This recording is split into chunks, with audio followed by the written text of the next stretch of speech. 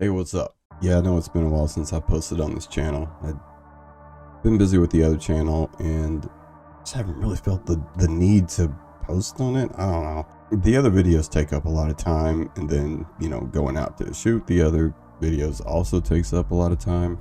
Then I got all these other side projects. I'm going to turn this channel into, well, it's still going to be this, but I'm also going to dump all my other projects on here.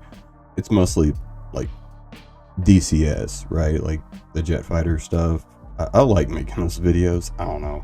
I got some on my computer. I've already like made them, and I don't have anywhere to put them.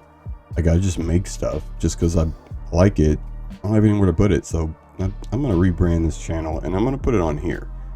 That being said, these kinds of videos, this channel will still mainly be for this. This kind of stuff isn't like, it's not what I like to do. It's more like what I feel like I should do. Like it's more of a duty.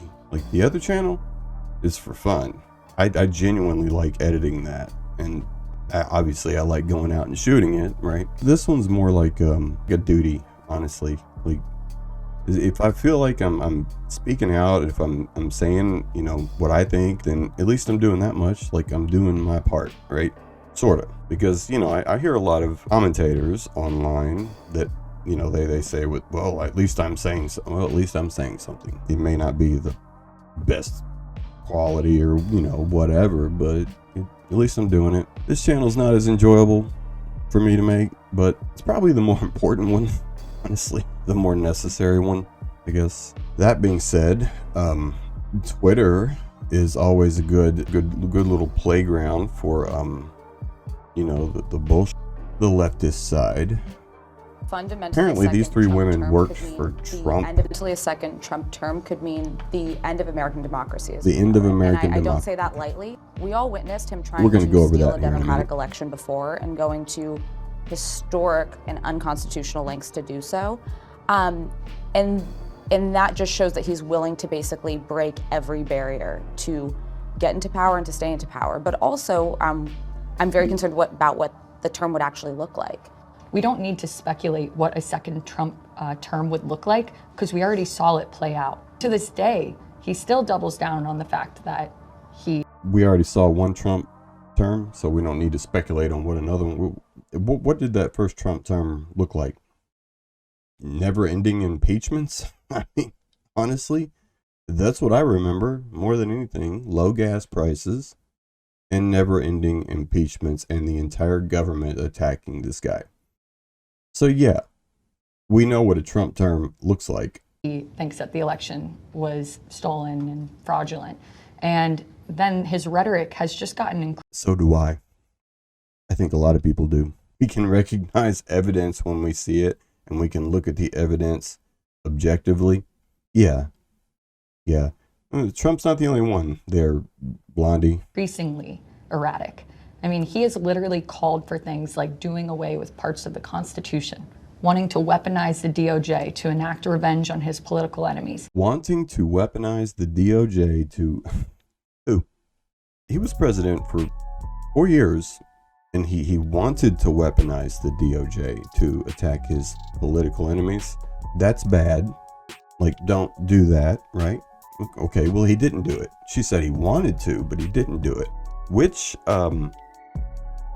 administration has done it and is continuing to do so? Trump may have wanted to weaponize the DOJ. Remind me, which one was it that actually did it? She's saying that, he wanted to do the thing that the current administration has been doing for years now. Okay, so which is worse? Sounds terrible. Feels that he needs to lean into being a dictator alone shows that he is a weak and feeble man who has no sense of character and integrity and has no sense of leadership. Yeah, about that. He didn't want to be a dictator, and he doesn't. If he wanted to be a dictator, he would have tried it. He had 4 years.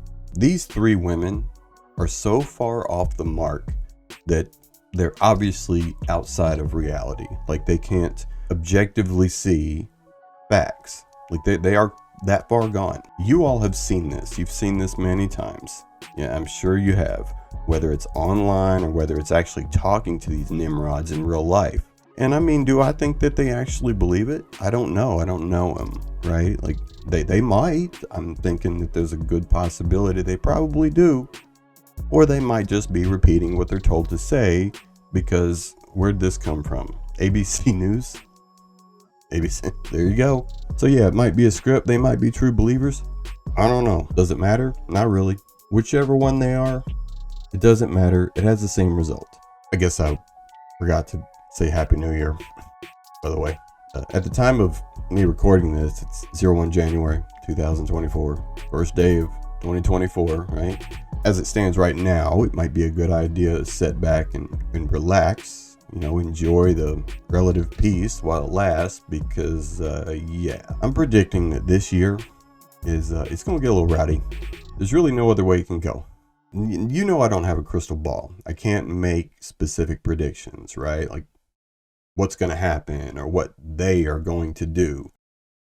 But I think that predicting chaos, it's a safe bet. It'll probably ramp up slowly at first, but the closer we get to November, 2020 is going to look like a picnic in comparison. At this point, it's pretty well known there's not a large percentage of the American population that, hasn't decided who they're going to vote for yet, right? I mean, the leftist brainwashing, it's basically complete. There's nothing you or I can do that's going to change it. It's not going to change the minds. There's no set of magic words that we can speak that are going to change the minds of the mentally ill and the weak. We kind of have to face it that that's what Democrats are. It's just what they are. That's what they've built, and they are proud of it. And they are proud of the fact that they are a collective. And they have said as much. When it comes to that, we're not going to be swaying hearts and minds. They either have the numbers or they don't. The question we really need to ask ourselves is, what do we want? In the recent past, I've heard a lot of commentators, especially on the right, whine and complain about how the right is fractured. And by the way, when I say the right, I'm not talking about Republicans, okay? The Overton window has shifted so far left that the right encompasses everyone that's not left. For example, my views are more aligned with classical liberalism, the actual definition of it, not what it's been turned into. Now we call those on the left liberals, and that couldn't be further from the truth. They are opposed to the general idea of liberty. They only invoke it for the specific issues that they are told to. The current things, this is a perversion of freedom. It promotes the opposite of liberty and freedom. When you pervert freedom and only apply it to certain areas, that cancels freedom. It negates liberty, because that's not what those things are. I would argue that the modern day liberal doesn't even know what freedom is, let alone how to practice it. And I think we've all seen this. They've twisted all those ideals to make the ends justify the means. And when you go down the road of picking which freedoms you can have, you've negated the entire idea of freedom. You've negated it to the point where it is no longer that. And how do we know this? How do we know this is true? How do we know that this idea is what freedom actually is? Because we are fractured. We are not a collective. We fight amongst ourselves, right? About who we support, right? You've heard the Trump versus DeSantis fights, that kind of thing. And it's going to ramp up too. It's, mark my words, it's going to ramp up. You see, we pay attention to their words, okay? And their actions. We don't blindly follow them. At least I hope we don't. I mean, there are those on the right that do. We also recognize that. We recognize the fact that the Republican side, the dyed-in-the-wool GOP, right? They do the same kind of meek following as the left does. So we fight with them about that too. When you can dissent from the mob, no matter how big the mob may be, you're still free, and you know what freedom is. So I would say that whenever you hear the conservative heads on TV whining about how we're not united, right? We should be embarrassed. They are the enemy of freedom, just as much as the leftist is. Right or left, at that point, it doesn't matter.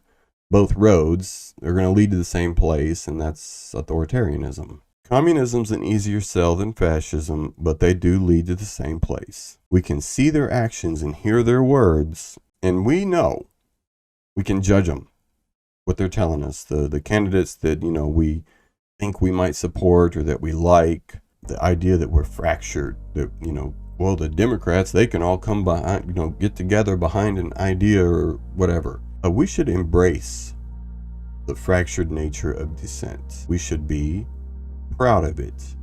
You can argue with pro-Trumpers. You can argue with pro-DeSantis voters. I mean, you may have more of a chance actually having a productive debate with those people. As far as arguing with leftists, you can try it. You can try it. You're free to try it. I mean, go ahead. I think you'd have better luck just hitting your head against the wall because, the programming is deep, to say the least. And I don't know how to deprogram cult members. But as far as the pro-Trumpers and the pro-DeSantis vote, don't be afraid to call out their candidates on their BS. Make up your own mind based off of what you're seeing and hearing. You may run into some that, are just as bad as the left, right? Like they're just suckered into this thing. Hey, you can't do anything about that. But I would say that your chances of having a productive debate on that side of things, they're a lot higher than trying to fight with a leftist. Because with the leftists, more often than not, you're just dealing with weakness. Okay, you're dealing with mental illness, or they've drank the Kool-Aid, right? You're fighting cult programming, self-reinforcing programming. I wouldn't expect your results to be too positive. You're going to see and hear a lot, okay, before November rolls around. It's going to get pretty noisy. Just remember, the least you can do, the very least you can do, is to do your part. What I mean by that is you make the best decision you can with the information that you have. Get what you can, because there's a lot you can't get. You can't know these people. You can't know what Vivek Ramaswamy is really thinking. Okay, you can't know what Trump's really thinking. You don't know them. I don't know them. Think critically. Do your part. Pay attention. Pay attention to what they're saying. Pay closer attention to what they're actually doing. Because what's that old saying? There's an old saying, remember? Actions speak louder than words. Yeah, that's true. 100% true. I get it. Vivek Ramaswamy, for instance, right? He's not a politician, but he talks like one. He's a good public speaker. So's Trump. He got a lot of practice. So they talk like him. They know how to say the things. The question is, do they know how to do? Personally, what I think we gave Trump 4 years, whether he couldn't do it or wouldn't do it, whatever the case may be, what needed to be done did not get done. And what I mean by that is, what I think needs to happen is for 75% of the federal government to disappear. 75%. And that's lowball. That's what I think. Maybe it's time to try something else. I don't know. I don't have all the answers there. If any Trump supporter wants to try and fight me or argue with me about it, go ahead. You might change my mind. I might change my own mind before November. What I'm saying is don't blindly just trust a candidate just because they're saying the right things, okay? Make them earn your trust. Any small amount of trust that you're comfortable with giving them, make them earn it. Trust is hard-earned, after all, or at least it should be. Also, remember, and you're going to hear this a lot, right? Threat to our democracy. In this day and age, a threat to democracy is almost always a good thing. And why is that? We don't live in a democracy, nor should we. Democracy is mob rule. Another way of saying mob rule is collectivism. Just because the mob wants something doesn't make that thing the right thing. I mean, history's taught us this. Who was it that wanted to burn the women at the stake in Salem, Massachusetts? Was it the majority of the villagers? Sound familiar? We are a representative republic. At least the Constitution still says we are. Even if the government chooses to ignore it, right, and the left hates the idea of it, that's what we are on paper. So, as far as the threat to my democracy rhetoric, and they're going to throw that out a lot. You're going to hear that a lot. The only thing I can tell you about that is I'm proud to be a threat to democracy. And you should be too.